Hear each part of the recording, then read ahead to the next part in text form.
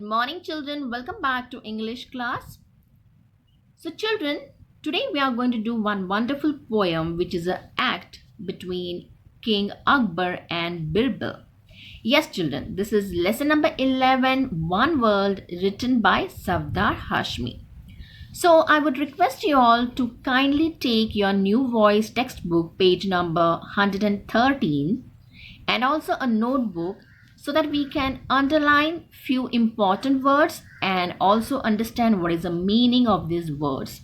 So before we could start the explanation about this poem, let us quickly understand about the writer of this poem, and the name is Safdar Hashmi.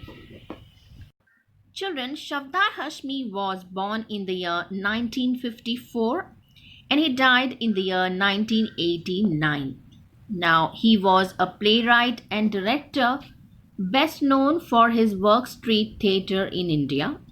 He was a founding member of Jananatya Manch, which is People's Theatre Front, Janam for short, in 1973, which grew out of the Indian People's Theatre Association. Yes, children, and he was also highly respected for his socially conscious drama that championed the causes of the exploited working classes. So, this was a short introduction about the writer, about the poet, and the name is Safdar Hashmi. So, now let us quickly go through the explanation of this poem. Now let us understand the central idea about this poem. The poem Safdar Hashmi presents his views on the follies of vanity and the transience of worldly object and achievements. Now let us understand what is this all idea about through the explanation of this poem, children. You know old Akbar, one time king? You know this has been asked by whom, children? Yes, this is been asked by the writer Safdar Hashmi. So he's asking us whether we know old Akbar, one time king. He thought he knew most everything. Cross his path at you he threw a torrent of words on how much he knew. I have seen the whole wide world, you bet. So, yes, children, now over here, King Akbar used to think that he knows everything in the world. Whatever information you want, he will be ready with all his information. Cross his path at you he threw a torrent of words on how much he knew. Now, children, over here, torrent means something moving very fast. Okay, so King Akbar is saying that if you want to ask me any question, you can ask me, and I will be giving you the answer in a very rapid way. All right. So he says that he can give the answer of anything or any information available in the world. I have seen the whole wild world, you bet. So now here, King Akbar says that he knows and he has seen the whole wild world, you bet. That means he is giving a challenge to us that I can bet you that if you ask me any question or anything, I will be able to give you answer on that. I will be able to give you the information on that. The reason is I know a lot of things about this world. I know the whole wide world. All right. The moon, the stars, sun and set, mountains, forest, rivers, streams.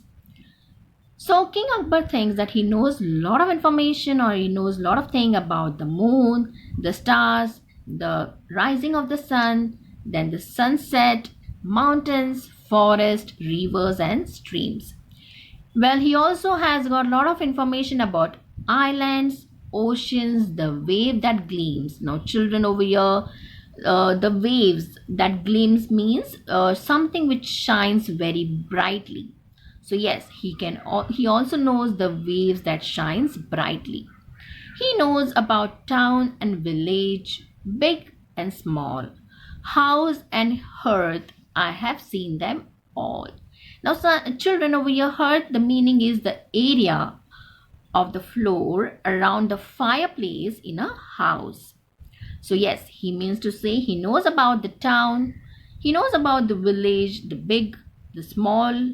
He also knows about the house and hearth, that means the area of the floor around a fireplace in a house.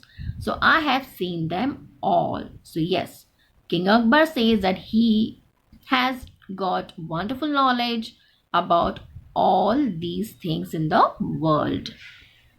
Give me the people, give me the crowns, success and failure, ups and downs. So now, children, over here, King Akbar says that he has seen the people around him, he has seen the kings, he also knows the success and failures, he has seen the lot of success and failure in his life, he has also seen ups and downs in his life.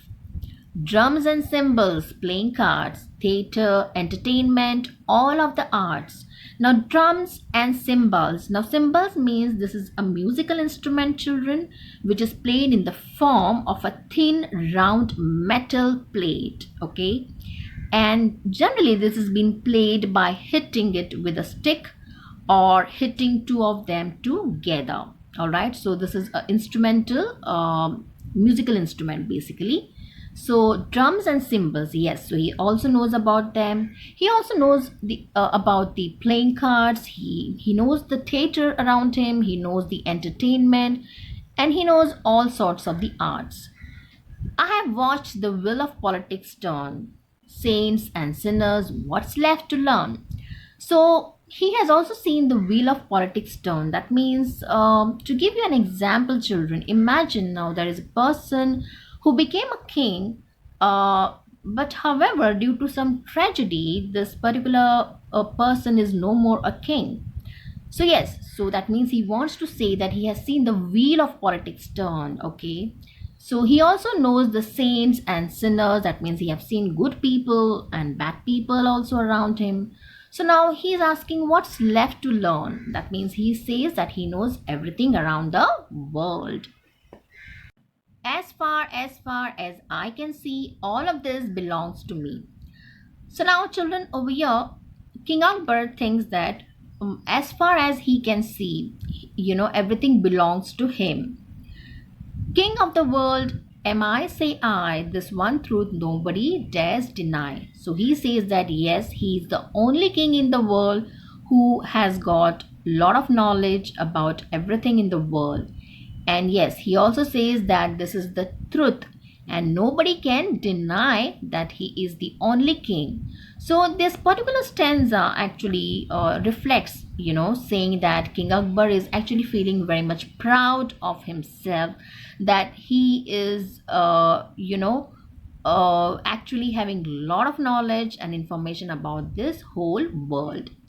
Now, Akbar had a minister, Birbal was his name. Now, children, we all know who Birbal was. So, Birbal was a very clever and sharp minister of King Akbar. Now, the writer is talking about his appearance. He was slim, slender, slightly built, ever ready to play the game.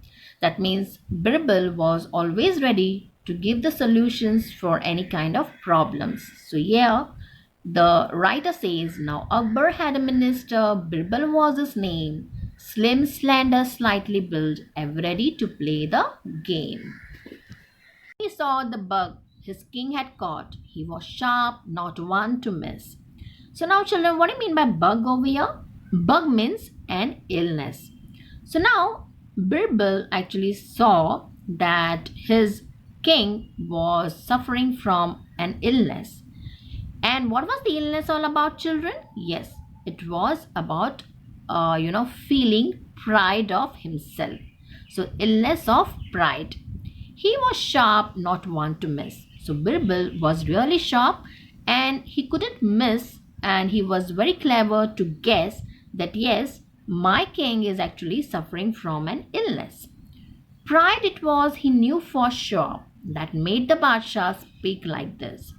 So, yes, Birbal actually realized that it was nothing other than the pride which is making King Badshah or Badshah speak like this, and that is the reason he could guess that it was nothing but an illness.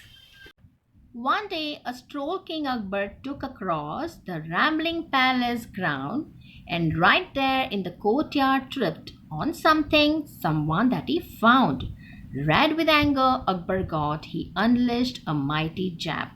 So now, children, over here, King Akbar was actually having a walk in his rambling palace. Rambling palace means a lengthy, ground. I mean, you can say a palace garden. And right there in the courtyard, tripped on someone that he found. So he actually tripped on something, and someone was sitting in the garden. Red with anger, Akbar got. So Akbar got actually very angry, and he unleashed a mighty jab. Now, jab means over here a sudden hit, you can say, with one's fist. So now let us see what happens. Get up, you sadhu, Akbar shrieked. Listen to me, don't gab. This courtyard that you make your bed belongs to me, to me. Each leaf, each blade of grass that grows is mine, can't you see? Okay, so now King Akbar actually shouted at this person, and he was none other than the sadhu. He said, get up, you sadhu. Listen to me, don't gab. Now, gab over here means, children, to talk continuously about things that are unimportant. Okay, so he just told him, listen to me first. This courtyard that you make your bed, that means, on the grass where the sadhu had actually made his bed, it actually belongs to me. That means it belongs to King Akbar. King Akbar said that each leaf, each blade of the grass that grows is mine. Can't you see? So now King Akbar is telling Sadhu that each leaf, okay, and each blade of the grass that grows is basically mine. It belongs to me. And how dare you can come and stay in this courtyard. So he actually got angry on this sadhu. Now the sadhu raised his neck, just so, scratched his ear, twitched his nose, stretched long and lazy arms and legs, cracked first his knuckles, then his toes. Eyes half closed, he spoke with ease. So now, children, Sadhu actually raised his neck, and he stretched his ear and twitched his nose.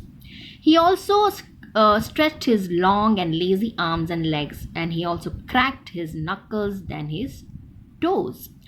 Now his eyes half closed, and he spoke with ease. That means he spoke with King Akbar with ease manner.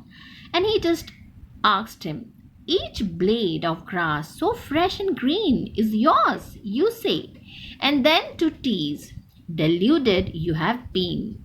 So now, children, deluded over here means made to believe something that is not true. That means Sadhu over here was not actually able to believe that this each blade of grass which is so fresh and green actually belonged to King Akbar. So yes, this was his reaction while talking to King Akbar.